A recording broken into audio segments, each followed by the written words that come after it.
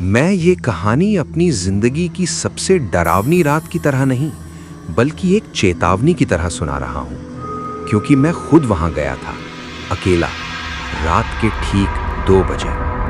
Highway पूरी तरह सूना था। हेडलाइट्स के आगे सिर्फ सड़क और उसके बाहर फैला काला अंधेरा। पेट में तेज भूख थी, ऐसी भूख जो दिमाग पर हावी हो जाती है। मोबाइल में नेटवर्क नहीं था और रेडियो अचानक बंद हो गया।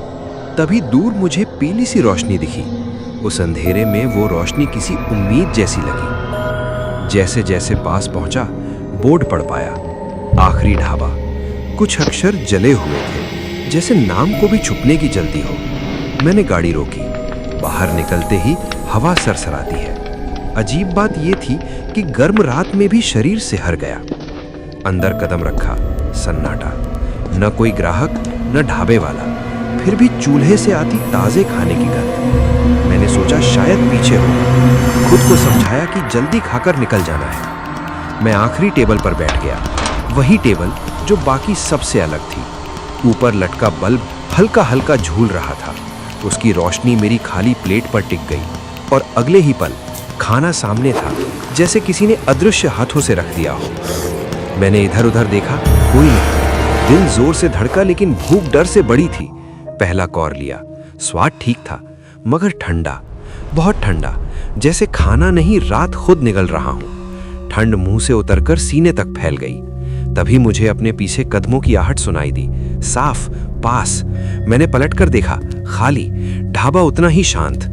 मैंने खुद से कहा, थक गया हूं। नजर दीवार पर गई, वहां कैलेंडर टंगा था। तारीख आज की नहीं थी, साल भी वही नहीं। मेरा गला सूख गया। मैंने बाहर झांका। हाईवे वहीं था, लेकिन बिल्कुल स्थिर, जैसे किसी तस्वीर में कैद हो। मैंने खाना तेज किया, लेकिन हर कौर भारी लगता गया। तभी मुझे महसूस हुआ, मेरे सामने वाली कुर्सी पर कुछ है।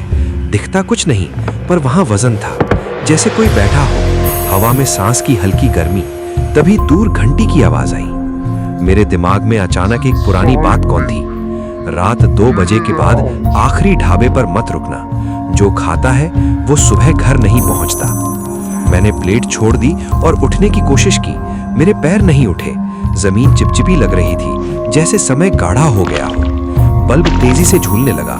सामने की कुर्सी अब साफ दिख रही थी, खाली थी और फिर भी भरी हुई। तभी मैंने सुना मेरी ही आवाज, मेरे कानों में गूंजती हुई, खाना पूरा कर लो।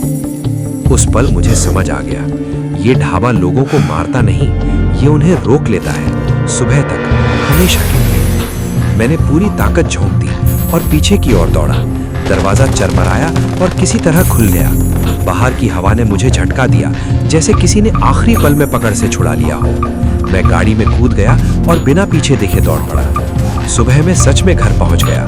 सब कुछ सामान्य था, लेकिन मेरे अंदर कुछ वही रह गया, क्योंकि आज भी हर सोमवार रात ठीक 2 बजे मुझे वही भूख लगती है, वही ठंड महसूस होती है, और आंख बंद करते ही मुझे आखिरी टेबल दिखती है और एक खाली कुर्सी जो अब भी मेरा इंतजार कर रही है।